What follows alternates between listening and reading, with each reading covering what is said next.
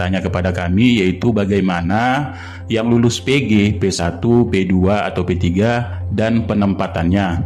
Nah, kemudian bagaimana yang belum lulus PG tahap 1 dan tahap 2, kemudian bagaimana mekanisme untuk P3K tahun 2022. Nah, di sini kami memberikan sedikit gambaran bagaimana sih untuk yang lulus passing grade tapi belum mendapatkan formasi dan bagaimana sistem penempatannya.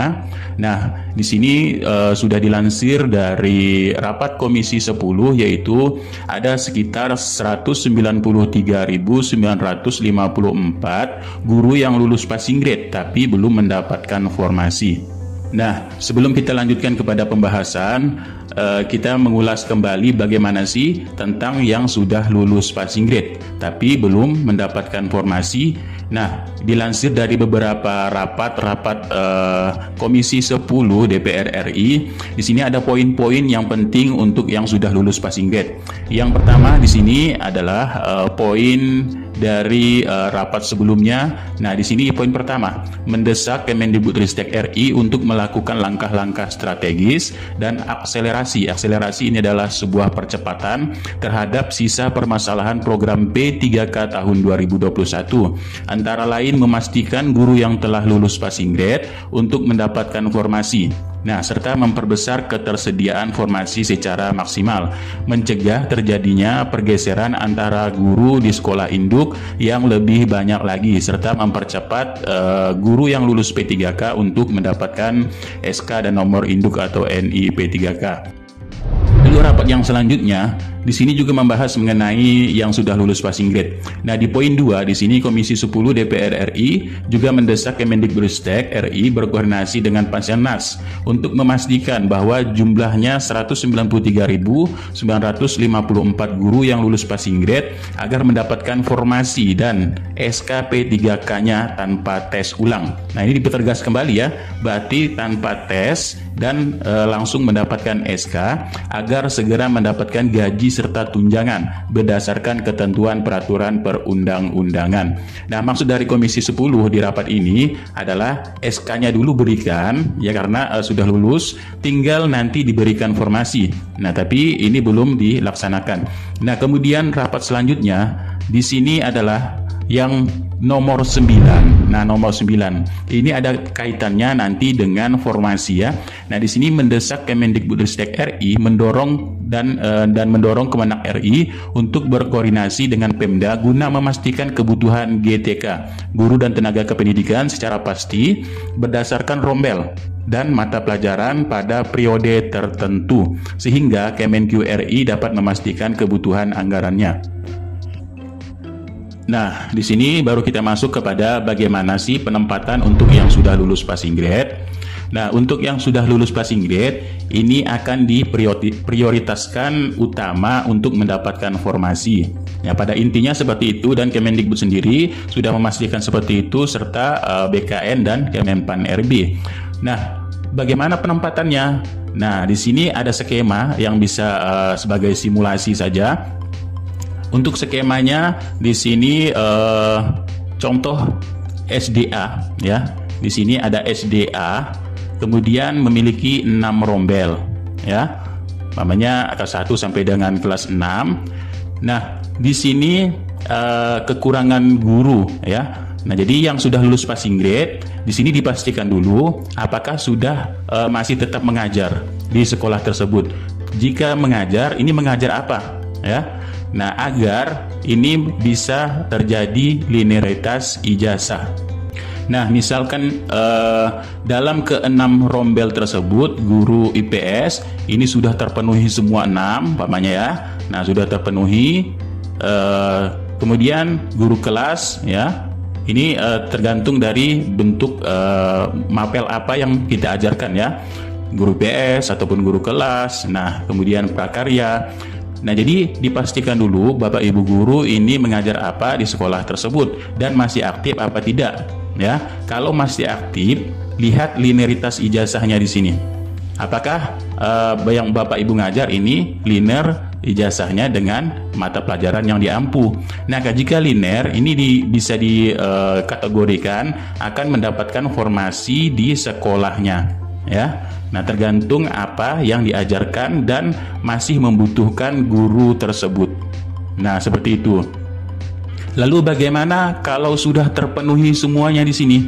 Nah, lalu semua dari mata pelajaran sudah terpenuhi, tinggal di sini kita hanya mengajar prakarya. Nah, prakarya ini juga banyak linernya ya kepada ijazah-ijazah yang memang bisa masuk atau bisa liner dengan mapel prakarya.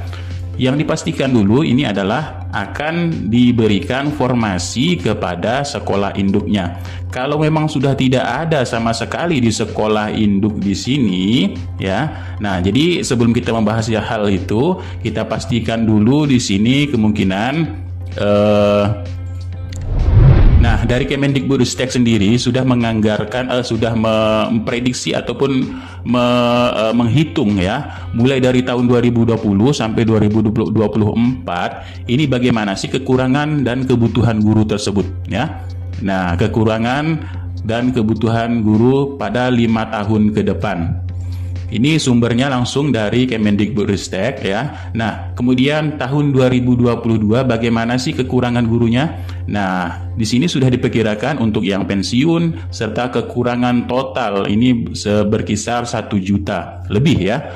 Nah, 1.167.802. Ini perkiraan dari draft untuk sampai tahun ke 2024. Perkiraan dari pensiun, kemudian supply dan demand, masuknya, keluarnya, semuanya sudah dihitung. Nah, sebelum itu, di sini tadi sudah kita bahas bagaimana penempatannya, ya. Dan untuk memperkuat lagi penempatan prioritas induk, ya, yang lulus passing grade di sini, ini dari Kemenpan RB, ya. Kita bisa lihat dari Kemenpan RB. Nah, ini sudah jelas sekali ya. Dari Kemenpan RB ini akan mengalokasikan untuk Pemda di sekolah Pak Budi agar Pak Budi dapat melamar di sekolahnya. Ini contohnya. Nah, kenapa demikian ya? Nah, melihat dari data sebelumnya, di sini kita dapati bahwa dari rapat sebelumnya ya. Nah, di sini kita dapati pemerintah daerah hanya mengusulkan ini baru berkisaran 131.239 atau 17% saja dari total kebutuhan, yaitu 758 ya 18 untuk kebutuhan formasi tahun 2022.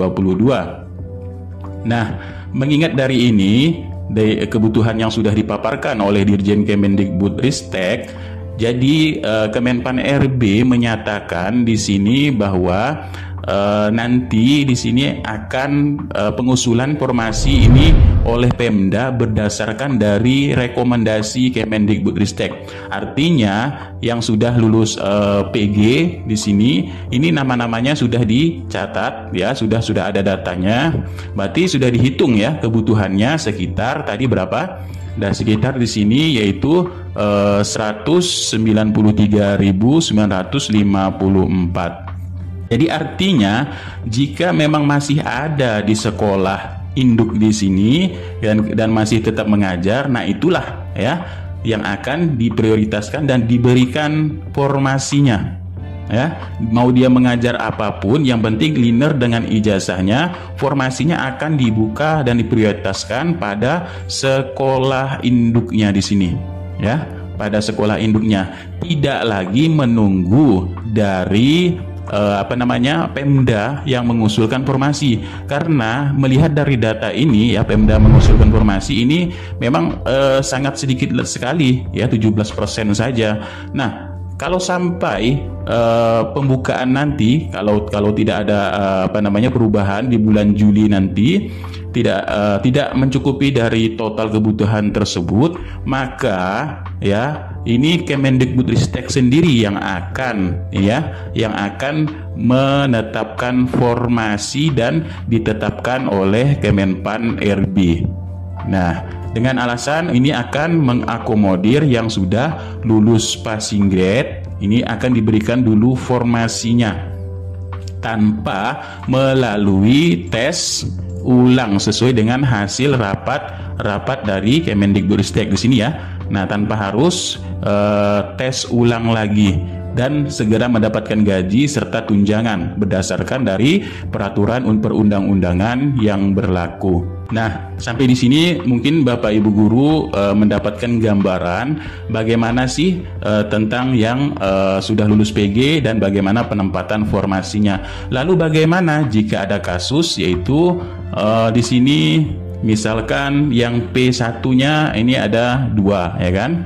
Nah, ada 2. Kita lihat lagi juga di sini ya, ada 2 atau ada 3 lah di sini. Kita lihat apakah di sini Bapak Ibu guru masih mengajar di sekolah tersebut. Jika tidak mengajar di sekolah tersebut lagi karena ada guru yang masuk lulus P3K tahun 2021 kemarin sudah masuk di situ, jadi kita tersingkir umpamanya ya. Nah, jadi kita tersingkir, tidak ada tempat lagi untuk di sini untuk mengajar. Karena tadi berdasarkan sesuai dengan rombel ya. Nah, di sini sesuai dengan rombongan belajarnya, sesuai dengan mata pelajarannya, para pelajarannya dalam periode tertentu ya. Lalu bagaimana dengan hal tersebut ya untuk penempatannya? Nah, kalau dilihat dari hal tersebut, kemungkinan di sini akan dialokasikan ke sekolah yang terdekat karena ini menyangkut dari supply dan demand ya. Supply dan demand harus terpenuhi, harus sesuai dari kebutuhannya di sini. Itu kemungkinan saja ya. Tapi menurut skemanya ini memprioritaskan ke dalam sekolah induk. Mau itu dia mengajar apapun, yang penting linear pada ijazahnya ya.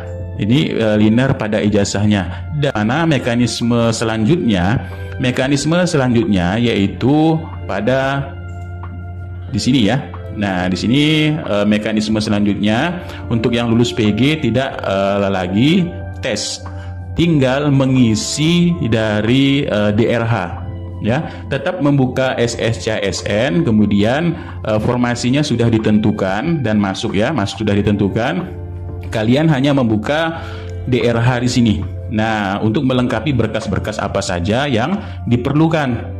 Nah, di sini berkasnya yang diunggah apa saja yang diperlukan. Kenapa ini masih menggunakan seperti ini? Ya, karena data BKN ini untuk mengeluarkan atau untuk mengajukan SK yang akan diterbitkan. Makanya mengunggah dari DRH masing-masing dari yang sudah lulus passing grade tersebut dan sudah ditempatkan formasinya masing-masing ya.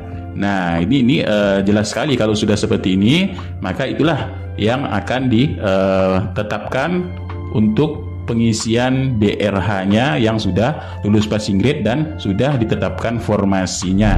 Lanjut, bagaimana yang belum lulus PG tahap 1 dan tahap 2 ya. Nah, itu sudah dipertegas kembali. Ini sudah mungkin berulang-ulang kali disebutkan ya. Untuk tahap 3 optimalisasi dan tahap 1 tahun 2022 ini digabungkan dengan mengakomodir yang sudah lulus passing grade tanpa melalui tes kembali. Apakah akan terjadi optimalisasi? Tidak ya. Tidak terjadi optimalisasi yang sudah lulus passing grade. Kenapa tidak terjadi optimalisasi? Untuk yang bisa mengisi optimalisasi ini adalah yang mengikuti tes tahap 3 ya. Nah, sesuai dengan pertanyaan tadi, yaitu bagaimana yang belum lulus PG tahap 1 dan tahap 2, maka di sini akan ikut tahap 3. Nah, yang ikut tahap 3 di sini siapa? Yang belum lulus tahap 1 dan tahap 2. Baik itu THK 2, honorer sekolah negeri, kemudian honorer swasta, dan lulusan PPG yang belum lulus tahap 1 dan tahap 2, maka masuk ke tahap 3. Tahap 3 lah yang bisa nanti mengisi optimalisasi, karena sesuai dengan Pemenpan RB yang awal ya, optimalisasi ini hanya bisa diisi oleh yang melakukan tahap 3. Nah, sedangkan yang lulus passing grade tadi ini tidak lagi mengikuti tes ya, tidak lagi mengikuti tes tahap 3, tapi dalam satu rangkaian di tahun 2022. Untuk yang pertanyaan kedua ini, bagaimana yang belum lulus PG tahap 1 dan tahap 2, dan bagaimana formasinya ya. Nah, bagaimana tentang formasinya? Formasinya di sini dahulukan yang sudah lulus PG, kemudian sisa dari formasi yang lulus PG, ya. Yang lulus PG tadi formasinya ini ada 193.954 guru yang lulus passing grade, ya. Nah, jika ini sudah terpenuhi semua, ya, berarti di sini dalam perkiraan untuk tahun 2022 berarti di sini tinggal 600, ya. Nah, jadi di sini tinggal 600 jika ini ditetapkan langsung oleh oleh Kemendikbudristek. Nah, kenapa bisa ditetapkan langsung oleh Kemendikbudristek? Karena melihat data seperti ini, maka tidak mungkin, bukan tidak mungkin, ya, paling sedikit formasi 2022 Pemda ini mengusulkan, ya, mungkin seperti sebelumnya tidak sampai dengan target, ya. Sebelumnya kan 1 juta, sedang ini 700. Makin lebih sedikit lagi karena Pemda memang mengakui masalah dana, ya. Walaupun dana sudah ditekan berkali-kali oleh Kemendikbudristek, oleh Panselnas, ya. Di sini dananya ini sudah tersedia katanya, tapi banyak Pemda yang anggarannya ini tidak cukup, ya. Anggarannya tidak cukup melalui dana DAU karena banyak ternyata untuk P3K ini terkait tunjangan dan sebagainya ini banyak sekali perhitungannya, ya. Nah, kemudian BPJS-nya, ya, kemudian dan lain-lainnya. Ini anggarannya di sini kita bisa melihat sendiri. Nah, di sini, ya, kita bisa lihat sendiri anggarannya memang sangat banyak sekali. Nah, di sini, ya, ini informasi data kabupaten kota. Ini untuk DAU tahun 2022, ya. Wonogiri ini sudah dianggarkan, kemudian Lampung Timur ini juga sudah dianggarkan, dan gaji yang dibutuhkan dianggarkan mencapai 26 miliar. Ini 5 bulan gaji saja, ya kan? Nah, 5 bulan gaji. Udah 5 bulan gaji dan anggarannya sudah ditentukan, dan banyak sekali memang di sini, ya, sampai 26 miliar dan sebagainya sudah dianggarkan. Dananya pun katanya ini sudah ada dari Kementerian Keuangan. Lalu bagaimana selanjutnya untuk yang P3K tahun 2022? Nah, untuk yang P3K tahun 2022 di sini jelas sekali, ya, masuk ke tahapan awal, tahap 1. Tahap 1 ini bagaimana? Tahap 1, ya, yang jelasnya di sini kalian membuat dulu pendaftaran pada laman akun SSCASN. Nah, sebentar, ya, di sini untuk yang tahap 3 tadi di sini, tahap 3 optimalisasi serta yang lulus passing grade ini tidak perlu lagi membuat akun, hanya untuk yang tahap 1 tahun 2022 saja, ya. Karena akunnya sudah ada di SSCASN BKN. Nah, hanya tahap 1 yang membuat kembali akun SSCASN-nya, ya. Nah, ini prosesnya, yang penting NIK-nya sinkron dengan Dapodik, ya, dan sebagainya. Di sini linearitas ijazahnya pada PDD Dikti, ya. PD Dikti di sini harus linearitasnya sesuai. Nah, itulah yang akan membuat akun dan mengikuti tes tahun 2022. Jadi tahun 2022 ini memiliki 3 agenda rangkaian, ya, 3 agenda rangkaian dalam satu kegiatan. Yang pertama kegiatan tes tahap 3 dan optimalisasi.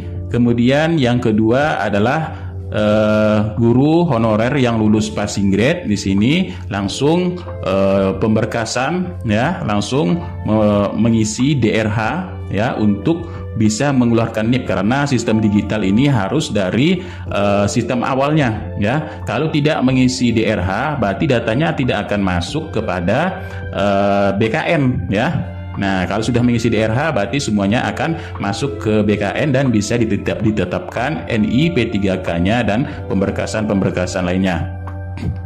Nah,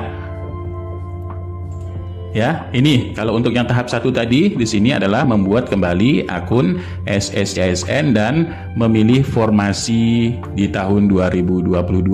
Nah, itulah sedikit rangkaian atau gambaran bagaimana sih untuk P3K tahun 2022 serta P3K tahap 3, bagaimana juga penempatan yang sudah lulus passing grade ya.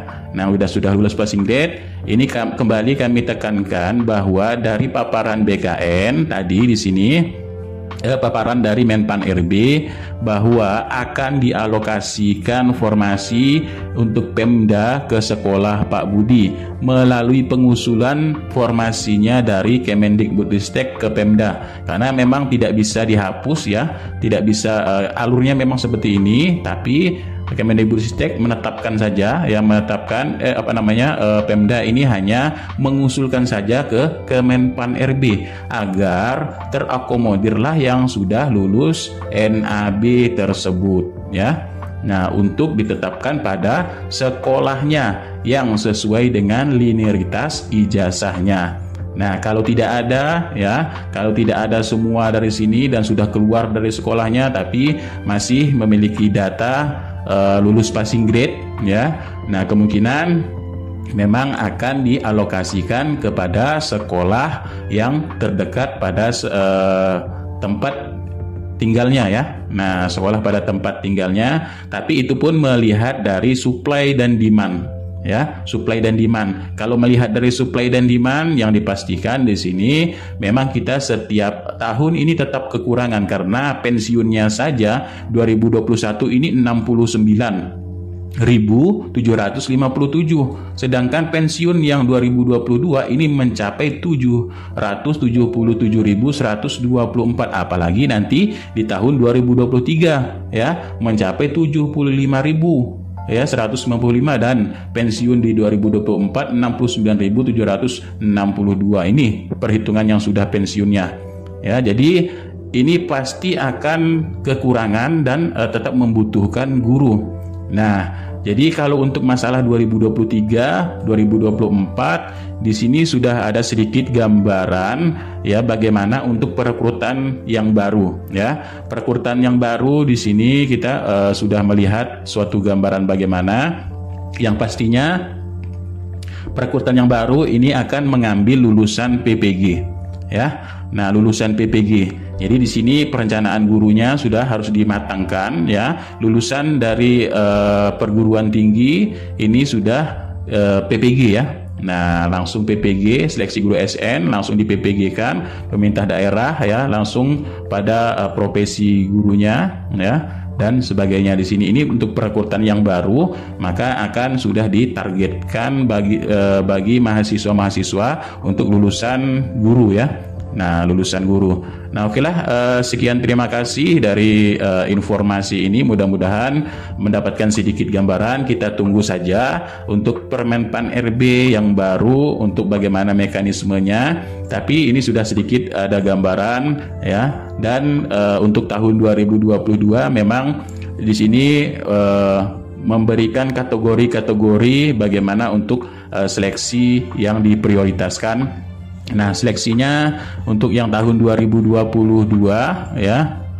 Seleksinya di sini adalah ada sedikit 4 kategori ya. Yang pertama kategori yang lulus PG ya. Nah, lulus PG, kemudian kategori THK 2 ya. Kemudian ada kategori di sini yang guru belum 3 tahun ya. Nah, yang belum 3 tahun, kemudian yang sudah lulus, yang sudah 3 tahun ya. Nah, ini semuanya dipisah-pisahkan. Kemudian ada yang lulusan PPG ya. Nah, lulusan PPG ini akan sudah dipisahkan ya, dan sudah kami rilis bagaimana terkait hal ini untuk mekanisme perekrutan yang baru. Nah, itulah sedikit gambaran untuk tahun 2022 P3K Guru. Mudah-mudahan ini sedikit memberikan pencerahan bagaimana bentuk P3K tahun 2022 ini akan dilaksanakan. Yang mudah-mudahan kami selalu berdoa untuk Bapak Ibu guru agar dipermudah ya, dipermudah untuk menjadi ASN P3K, tidak dipersulit ya, dan seterusnya pun juga tetap akan dipermudah karena guru memang jantungnya atau tombaknya dari generasi bangsa ini. Sekian, terima kasih. Billahi taufiq wal hidayah. Wassalamualaikum warahmatullahi wabarakatuh.